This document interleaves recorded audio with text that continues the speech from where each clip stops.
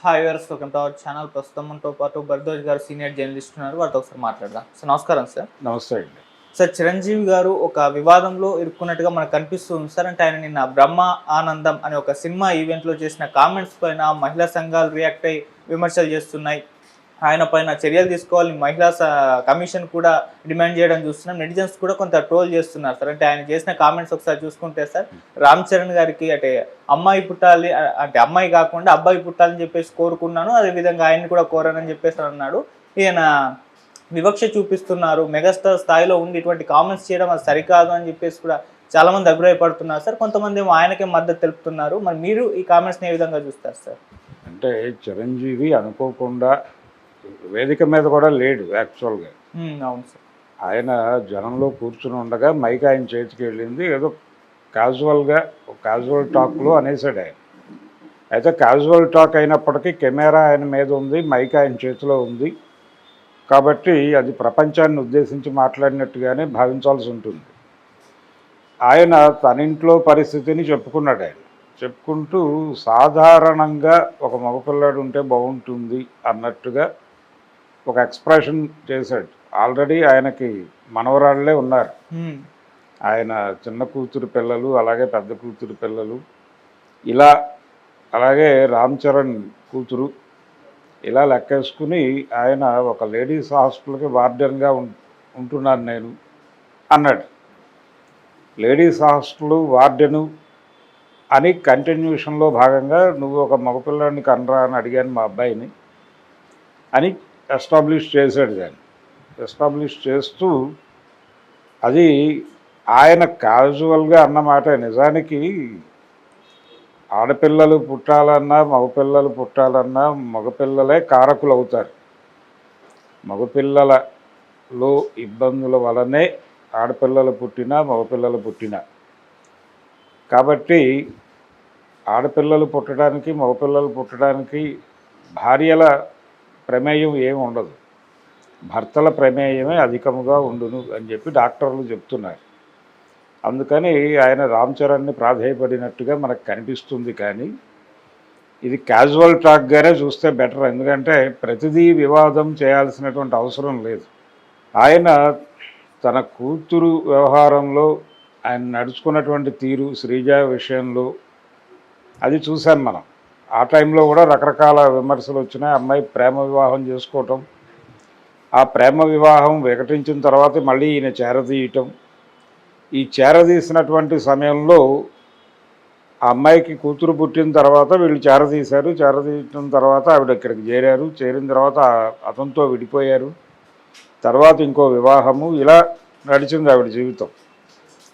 అంటే ఎప్పటికప్పుడు తన ప్రమేయం కూడా ఉంది ఈ ఎపిసోడ్లో అనేది కొంత అభిప్రాయం ప్రపంచంలో ఉంది. ఇలా చిరంజీవి మాత్రమే కాదు, చాలామందిలో ఈ పురుషాధిక్య భావజాలం ఉండటం వలన ఆడపిల్లల్ని కొంచెం తక్కువ చూసేటువంటి స్వభావం ఉంటుంది అనివార్యంగా. అది ఇలాంటి ప్రైవేట్ టాక్లో అనుకోకుండా అసంకల్పితంగా బయటకు వస్తుంది. ఆ మధ్య నందమూరి బాలకృష్ణ గారు వేదిక మీద నుంచి మాట్లాడినట్టు, అలాగే నటుడు చలపతిరావు అనుకోకుండా అన్కాన్షియస్గా అన్నాను అని చెప్పాడు. కానీ నిజానికి అసంకల్పితంగానే వచ్చి ఉండొచ్చు ఆ మాట. అంటే అసంకల్పితంగా అయినా సరే ఈ లెవెల్ స్టేట్మెంట్లు ఇవ్వగలిగినటువంటి మేరకు వాళ్ళల్లో అది మేటైసుకుపోయింది అనుకోవాలి. చిరంజీవి విషయంలో కూడా దాదాపు అదే పరిస్థితి. ఆయన దాన్ని క్యాజువల్గా తీసుకున్నాడు తప్ప దీనికి ప్రపంచం ఎలా రియాక్ట్ అవుతుంది అనేది ఆయన స్పృహలో లేదు.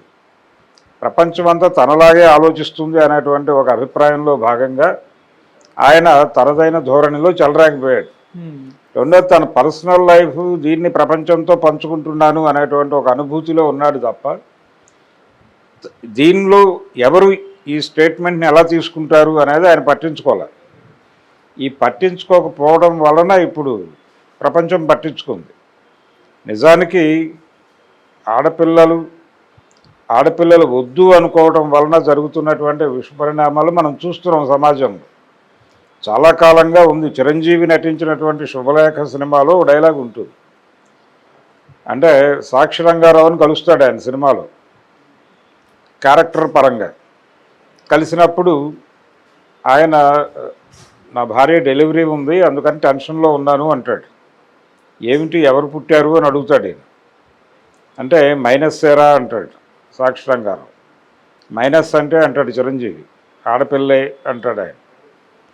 అదేంటి బాబాయ్ ప్లస్లు మైనస్లు ఏంటి, మహాలక్ష్మి పుట్టింది అనుకోవాలి కదా అంటే, మొదటిసారి ఇలాగే అనుకున్నాను, రెండోసారి అలాగే అనుకున్నాను, మూడోసారి అలాగే అనుకున్నాను, కనీసం నాలుగోసారి కూడా అదే అనుకోవటం కుదరటం లేదు అని చెప్పి, ఆడపిల్ల అంటే మైనస్ రా, డబ్బులు తీసుకెళ్ళిపోవడమే తప్ప ఇన్కమింగ్ ఉండదు కదా, అవుట్ గోయింగ్ తప్ప అన్న ధోరణిలో మాట్లాడతాడు. చిరంజీవి గారు కోప్పడతాడు సాక్షి రంగారావు.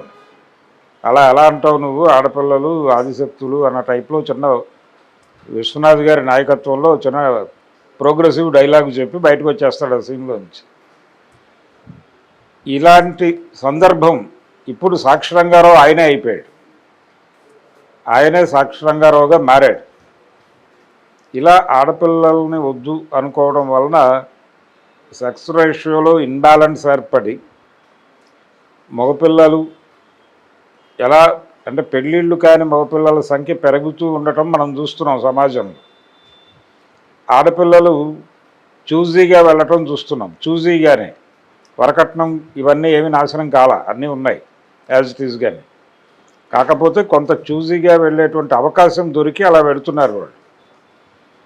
దీని పట్ల మగపిల్లల్లో తీవ్రమైన వ్యతిరేకత వ్యక్తమవుతూ వీళ్ళు మరీ సాంప్రదాయం వైపు వెళ్ళిపోతున్నారు వాళ్ళ మీద కోపంతో. అసలు మన వాళ్ళు ఏం చెప్పారు, మన పెద్దలు ఏం చెప్పారు, ఆడపిల్ల నవ్వు పెదవి దాటకూడదు, కాలు గడప దాటకూడదు అని చెప్పారు కదా, వీళ్ళేంటి విశృంఖలంగా వ్యవహరిస్తున్నారు అని చెప్పి ఓపెన్గా మాట్లాడే లెవెల్కి మగపిల్లలు వెళ్ళిపోయి ఆడపిల్లల మీద ఒక రకమైనటువంటి కక్షపూరిత ధోరణితో సాంప్రదాయం అడుగు కాలు గడప దాటకూడదు అన్న టైప్లో ఉండాలి వాళ్ళని కోరుకోవడం మొదలుపెట్టి అది ఒక పైత్యంగా ప్రకోపిస్తున్నటువంటి పరిస్థితుల్లోకి మగపిల్లలు చాలామంది వెళ్ళిపోయారు. అలా మగపిల్లలు బ్యాక్ రన్నింగ్లోను, ఆడపిల్లలు ఫ్రంట్ రన్నింగ్లోను ముందుకు కదులుతున్నారు, వీళ్ళు వెనక్కి కదులుతున్నారు. ఇటువంటి ఒక విచిత్రమైన పరిస్థితి సమాజంలో నెలకొని ఉండటానికి కారణం ఇలాంటి అభిప్రాయాలు ఉండటం. అయితే చిరంజీవి దగ్గర ఎందుకు ఎక్స్క్యూజ్ చేయొచ్చు అంటే, చిరంజీవి తను ఆల్రెడీ మనవరాళ్లతో ఉంది మా ఇల్లు, ఒక మగపిల్లాడు ఉంటే చాలు అన్న ధోరణిలో మాట్లాడాడు తప్ప ఇది టెస్ట్ చేసి ఆడపిల్ల అయితే వద్దు భ్రూణ హత్య చేయండి దాకా వెళ్ళలేదు. కాబట్టి ఆ మేరకు క్షమించవచ్చు. కానీ అతనిలో కూడా పురుష భావజాలం ఖచ్చితంగా ఉంటుంది. మెయిల్ డామినేటింగ్ సొసైటీలో మనం బతుకుతున్నాం. ఇక్కడ ప్రతి సందర్భంలోనూ ఆడపిల్లల మీద ఆడవాళ్ళ మీద కొంచెం నెగిటివిటీ అసంకల్పితంగానే వచ్చేసేటువంటి అవకాశం ఉంది. బాపు గారి కార్టూన్లలో కూడా దొరుకుతుంది. అంటే ఆయన చాలా క్యాజువల్ టాక్లోనే, అంటే క్యాజువల్గా కార్టూన్ గీస్తూనే ఇంట్లో ఆడవాళ్ళు అంటే భార్యల కింద భర్తలు అణిగిపోతున్నారు, నలిగిపోతున్నారు అన్నదే ఆయన కార్టూన్ సబ్జెక్ట్. ఒక భర్త తలుపు సందులో నుంచి చీటీ పెట్టి, చిట్టి నిజంగానే బస్సు లేట్ అవ్వటం వలన ఆలస్యమైంది, అందుకనే కండక్టర్తో లెటర్ రాయించుకొచ్చానని చెప్పి ఆ చీటీ లోపలికి పెడతాడు. అది కార్టూన్. అలాగే కొంచెం బయటికి వెళ్ళి వస్తాను అంటాడు ఒక భర్త, ఆవిడ ఇలా సీరియస్గా చూస్తుంది. లేదు ఇక్కడ దాకా సందు చివరి దాకా అంటాడు, ఆవిడేం మాట్లాడదు. మూడో బొమ్మలో లేదు మన వరండా దాకా అంటాడు, ఆవిడేం మాట్లాడదు. లేదులే వంటింట్లోకి వెళ్తున్నాను అంటాడు, ఆవిడ ఇలా చూస్తుంది. ఇలాంటి బొమ్మలు వేయటం ద్వారా మగవాళ్ళని ఆడవాళ్ళు పూర్తి కంట్రోల్లో నడిపిస్తున్నారు అనేటువంటి ఇంప్రెషను, ఆడవాళ్ళ కింద మగవాళ్ళు నాశనం అయిపోతున్నారు అనే ఇంప్రెషను, నలిగిపోతున్నారు అనే ఇంప్రెషను, ఈ అప్పడాల కర్రల కార్టూన్లు ఇవన్నీ వేసి ఆయన టైంలో ఆయన క్రిటికల్గా లేకపోతే క్రిటిసిజంకి గురి కాలేదు. కానీ బాపు గారు ఆ తర్వాత జనరేషన్ మాత్రం ఆయన క్రిటికల్గానే చూసింది. ఆయన కార్టూన్లు ఎవరైనా ఏదైనా సామాజిక మాధ్యమాల్లో పోస్ట్ చేసినప్పుడు ఆ కార్టూన్ ఎవరైతే పోస్ట్ చేశారో వాళ్ళ మానసిక స్థితి ఏమిటి దాకా ఆలోచిస్తున్నారు. అంటే ఎక్కడ అతను ఈ కార్టూన్కి అట్రాక్ట్ అయ్యి ఈ కార్టూన్ పోస్ట్ చేశాడంటే ఇతని మనసు ఏమిటి, ఇతని అంతరంగం ఏమిటి, ఇతని మహిళల పట్ల చూస్తున్నటువంటి చూపు ఏమిటి.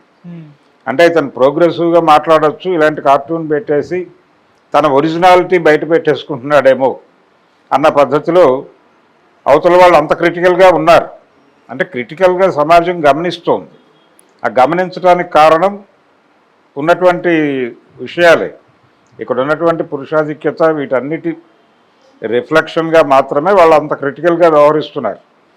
ఆ క్రిటికల్గా వ్యవహరిస్తున్న సందర్భంలో ఇలాంటి మాటలు ఎవరు అంటే బాలకృష్ణ కూడా ఆ రోజున ఆ మాట అనటం అదేదో ప్రత్యేకం, అది తప్పు అని అనుకోలేదు. అనుకోనంతగా ఆయనలో ఇమిడిపోయి ఉంది అది.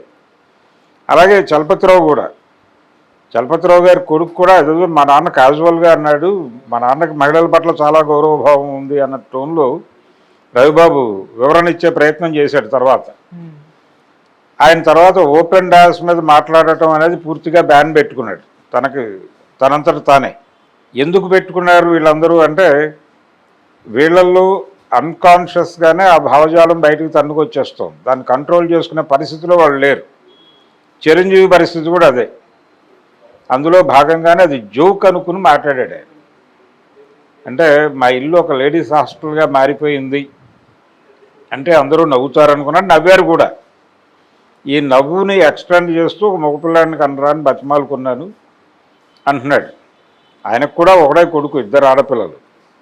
అలాగే నువ్వు 2 ఆడపిల్లల తర్వాత కదా కంది మగపిల్లవాడిని, నేను కూడా ఈసారి ఆడపిల్లనే కంటానని ఎక్కడ అంటాడు అన్న టోన్లో కూడా ఆయన వాక్య నిర్మాణం నడక నడిచింది.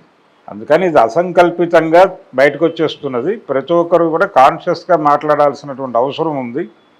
ఏది ఏ సమూహాన్ని గాయపరుస్తుంది, ప్రతి సమూహము కూడా చాలా క్రిటికల్గా ఉంది.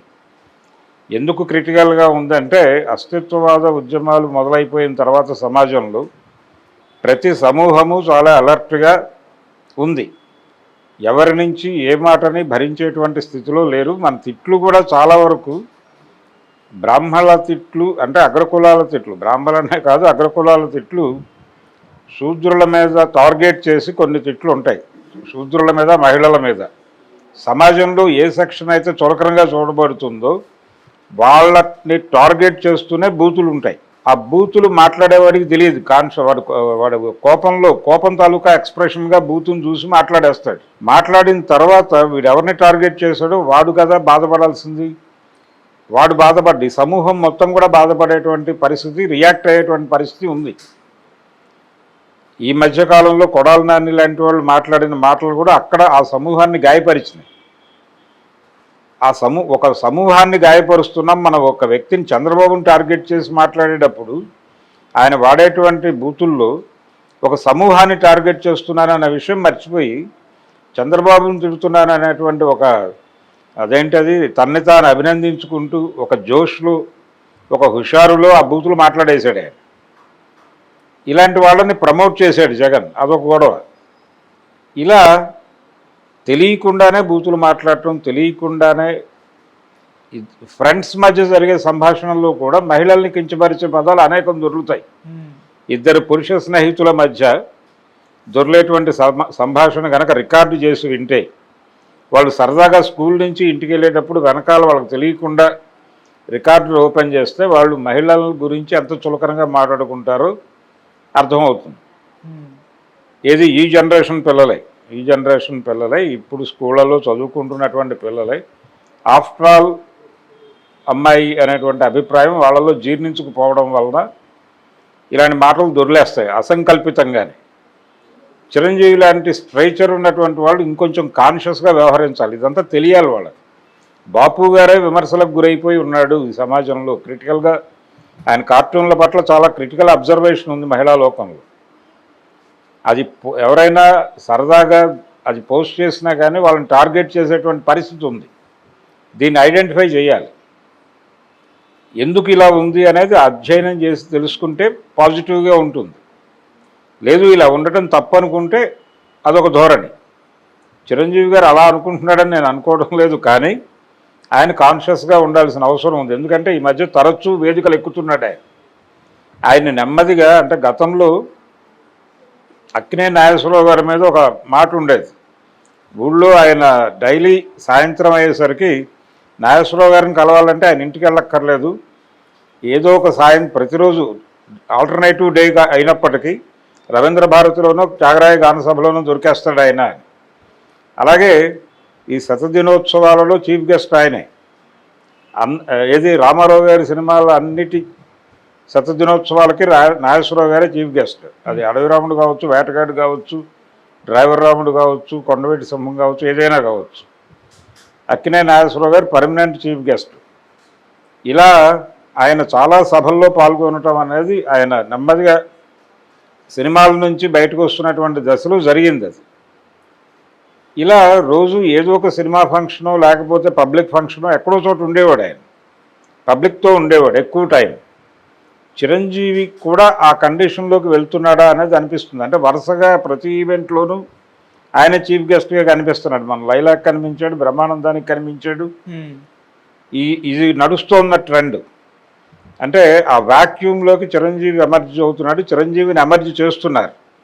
అందుకని ఇప్పుడు ఇంకొంచెం బాధ్యతాయుతంగా మాట్లాడాలి ఆయన, ఇంకొంచెం కాన్షియస్గా ఉండాలి. తను మాట్లాడేటప్పుడు ఒక జోక్ వేసినా లేకపోతే ఏదైనా కోట్ చేసినప్పుడు కూడా ఇతని వ్యక్తిత్వం బయటపడుతుంది. ఈయన కోట్ చేసిన వ్యక్తి తాలూకా భావజాలం అయి ఉండొచ్చు, కానీ నువ్వెందుకు కోట్ చేసావని క్వశ్చన్ చేసే పరిస్థితి ఉంది.